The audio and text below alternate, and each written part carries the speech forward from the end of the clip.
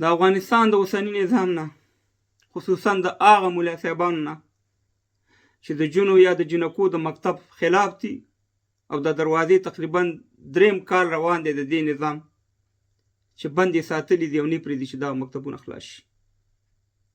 په خدای یقین وکړه په دې حالاتو کې موږ مړه شو او دغه خلک مړه شو چې څوک د مکتبونو خلاف او مکتبونه یې بند کړي د جنکو او زموږ خویندو میندو بچیانو ته حق نه ورکوي، په والله چې مجرمان باس دی. بس دا د الله امر دی، په ښځه نر باندې دا تعلیم الله تعالی ورته حق ورکړی دی، پیغمبر علیه السلام دا حق ورکړی دی. ټوله دنیا تاسې ته لګیا ده، تاسې سره څوک مخالفت نه لري چې د افغان بچی وي. که تاسې پروژې عملي کوئ، که تاسې نور کارونه کوئ، ټول افغانان تاسې سره ولاړ دي. خو اخر ولې تر کومې پورې دا ظلم به تاسې کوو؟ د دې بچیانو جواب موږ نه لرو، د دې د اوښکو د دې د درد موږ خپله بچیان لرو. ملا صاحبانو بس دی که نه؟ خپله 99% خپله طالبان د دغه شي خلاف دي چې د مکتبونو دروازې ولې بند دي. غټ غټ چارواکو په دې خبرې وکړي چې دا باید حق ورکړل شي. نو د چیش دپاره دا بندې دي؟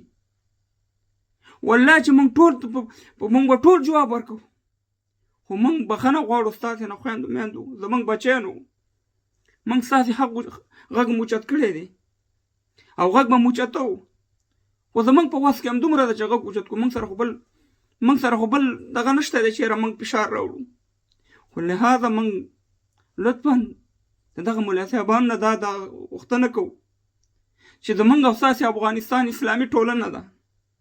قسم په خدای دی چې ما ډېره دنیا لیدلې، ولاکې د افغانستان وطن کې مسلمانان او غیرتي خلک دي، افغانان پښتانه چې په هر ځای کې وي غیرتي او په پښتو او په دین مین خلک دي. ما دنیا لیدلې ده، داسې نورو خلکو دنیا لیدلې. بس یا تر څو پورې زما کور والا یا زموږ ستاسې سره چې ناجوړه شي، ښځې ډاکټر ته بوځه، هغه خلک نارینه ډاکټر ته، او بیا نه کوم دلیل نه منطق شته دی، نه کومه داسې خبره شته چې یاره د هغې په وجه باندې تاسې دا د جنکو مکتبونه بند کړي. په سوال درته دا ولس ستړی شو، مخالفین دي په خپل طرف پرېږده، خو پرېږده دا ستاسې چې ستاسې حمایتګر دي، د افغانستان خیر غواړي، آبادي غواړي، د افغانستان ودانول غواړي، هغه ته نه د دې مکتب د جنکو مکتبونو غوښتنه کوي. ولې بند دي؟ ولې؟ دا زموږ بچیان یې نن څومره د جړا په ټغر به ناست دي چې دا مؤیسه نن کور ته لاړې او دا وایي چې کال له بیا موږ مکتبونو ته نشو راتلی، مخکې نشو تللی. وطنونه او ملکونه په قلم جوړېږي. ملا صاحب په جاپان باندې 2 ټمبه مخ امریکې خطا کړه، مګر هم د قلم نه کار واخیستو. جاپان کوم ځای کې دی؟ اقتصاد یې وګوره، د هغه پیسه یې وګوره، د هغې ټکنالوجي وګوره. همداسې جرمني مکمل د اروپا ختمه وه.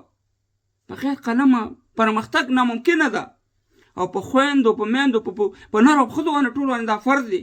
او د یو ملک پرمختګ چې دی هغه په دغه پروژو کې نه دی خالي، هغه په قلم کې دی. چې تا سره پوښتې نه وي ته هېڅکله یو امکان نه لري چې ته یو پرمختګ وکړي. نو غوښتنه ده زموږ دغه ملا صاحبانو نه چې بس دی، تاسې هم بچیانې لرئ، خویندې لرئ، میندې لرئ، ماشومان یې لرئ، په دې ولس باندې رحم وکړئ، په دې زموږ خویندو میندو دې بچیانو باندې رحم وکړئ او دغه د مکتب دروازې ورته خلاص کړئ. نور مشکلات ختم دي په افغانستان کې دومره نشته دي، خو باید دغه د ولس دغه خبرې ته هم تاسې توجه وکړئ چې تر زره دغه زموږ د خدای به مجرمان یو، موږ ټول افغانان که دې مکتبونه خلاص نه شو. دوستانم این وطن را